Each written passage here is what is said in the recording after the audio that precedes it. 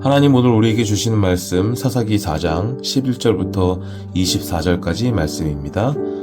모세의 장인 호밥의 자손 중 겐 사람 헤벨이 자기 족속을 떠나 게데스에 가까운 사하나님 상수리 나무 곁에 이르러 장막을 쳤더라. 아비노함의 아들 바락이 다볼산에 오른 것을 사람들이 시스라에게 알림해 시스라가 모든 병거 곧 철병거 900대와 자기와 함께 있는 모든 백성을 하롯셋 학고임에서부터 기손강으로 모은지라. 드보라가 바락에게 이르되 일어나라, 이는 여호와께서 시스라를 내 손에 넘겨주신 날이라. 여호와께서 너의 앞서 나가지 아니하시느냐 하는지라. 이에 바락이 10,000명을 거느리고 다볼산에서 내려가니 여호와께서 바락 앞에서 시스라와 그의 모든 병거와 그의 온 군대를 칼날로 혼란에 빠지게 하심에 시스라가 병거에서 내려 걸어서 도망한지라. 바락이 그의 병거들과 군대를 추격하여 하롯셋 학고임에 이르니 시스라의 온 군대가 다 칼에 엎드러졌고 한 사람도 남은 자가 없었더라. 시스라가 걸어서 도망하여 겐 사람 헤벨의 아내 야엘의 장막에 이르렀으니 이는 하솔 왕 야빈과 겐 사람 헤벨의 집 사이에는 화평이 있음이라. 야엘이 나가 시스라를 영접하며 그에게 말하되 나의 주여 들어오소서, 내게로 들어오시고 두려워하지 마소서 하며 그가 그 장막에 들어가니 야엘이 이불로 그를 덮으니라.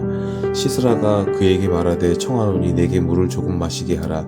내가 목이 마르다 하며 우유 부대를 열어 그에게 마시게 하고 그를 덮으니 그가 또 이르되 장막문에 섰다가 만일 사람이 와서 내게 묻기를 여기 어떤 사람이 있느냐 하거든 너는 없다 하라 하고 그가 깊이 잠드니 헤벨의 아내 야엘이 장막 말뚝을 가지고 손에 방망이를 들고 그에게로 가만히 가서 말뚝을 그의 관자놀이에 박음에 말뚝이 꿰뚫고 땅에 박히니 그가 기절하여 죽으니라.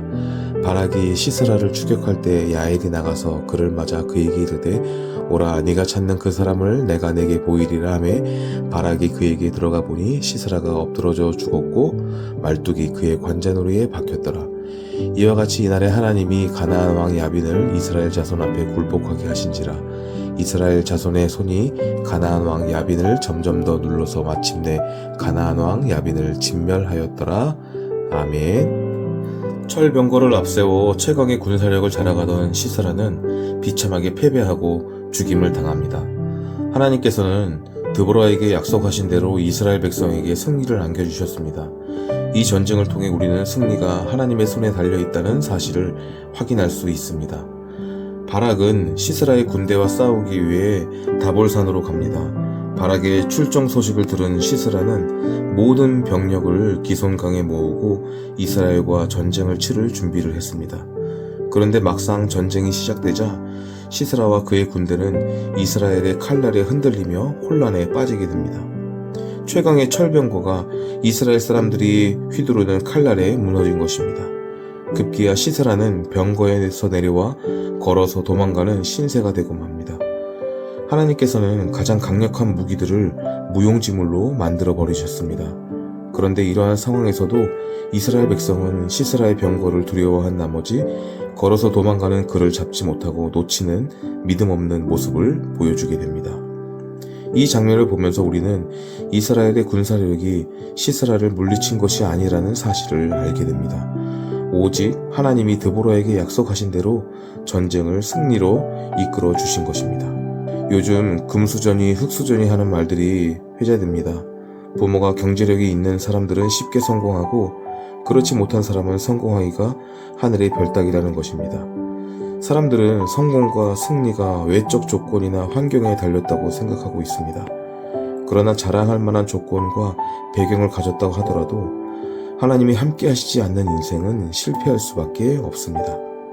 언젠가 하나님께서는 세상의 조건들 때문에 교만하게 행하는 자들의 그 자랑거리를 한순간에 무너뜨리실 것입니다. 그러므로 오직 하나님만을 의지하는 믿음의 사람들이 되는 저와 여러분 되기를 주님의 이름으로 축복합니다. 부랴부랴 도망친 시스라는 탈진한 상태로 헤벨의 아내 야엘의 장막에 이르렀습니다. 헤벨이 자기 편이라 생각해서 그를 찾아온 것이죠. 헤벨의 아내 야엘은 시스라를 장막에서 쉬게 합니다. 그런데 시스라가 잠들자 그의 관자놀이에 장막 말뚝을 박아 죽인 겁니다. 바락은 시스라를 쫓아왔지만 이미 늦었습니다.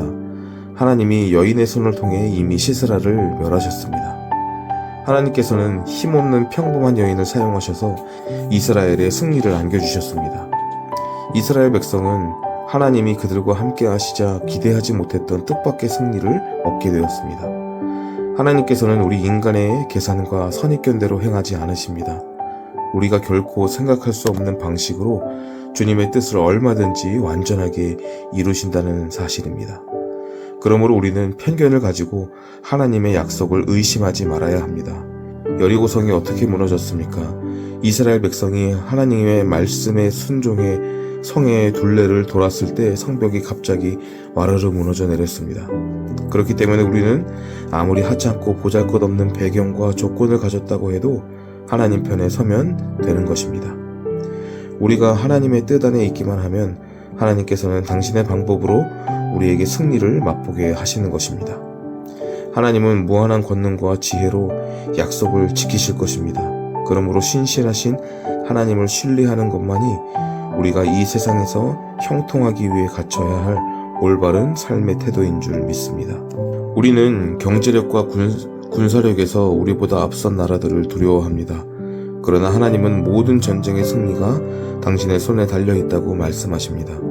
그러므로 우리가 진정 관심을 두어야 할 것은 과연 우리가 하나님 편에 있는가, 그분의 뜻에 합당한 삶을 살고 있는가 하는 것입니다.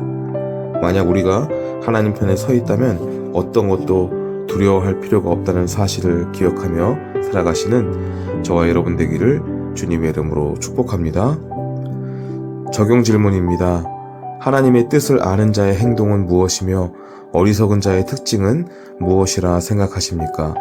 귀한 나눔의 교제가 되기를 주님의 이름으로 축복합니다. 기도하겠습니다. 사랑과 은혜가 충만하신 아버지 하나님, 하나님께서는 말씀하신 것을 반드시 이루신다는 그 사실을 우리가 기억하며 하나님이 함께 하심을 믿으며 삶의 어려움에 닥칠 때 하나님이 앞서 나가 해결해 주신다는 귀한 승리를 얻게 하신다는 그 사실을 기억하며 나아가는 우리 모두가 될 수 있도록 주님 축복하여 주시옵소서. 모든 것 주님께 맡겨드려오며 지금도 살아 역사하시는 예수 그리스도의 이름으로 감사드리며 기도드립니다. 아멘.